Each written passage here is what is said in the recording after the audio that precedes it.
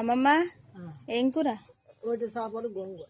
అయ్యో అమ్మమ్మ అయితే ఒట్టి చేపలు గోంగూర వేస్తుంది.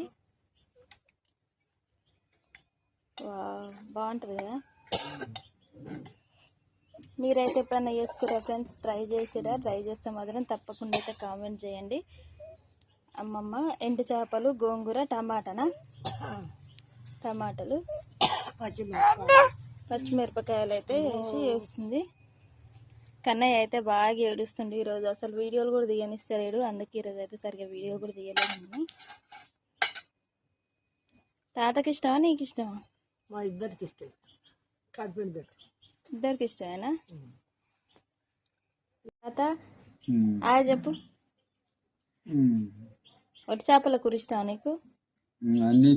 ఇష్టమేనా? ఒట్టి చేప గోంగూర మీకెంతమందికి ఇష్టమో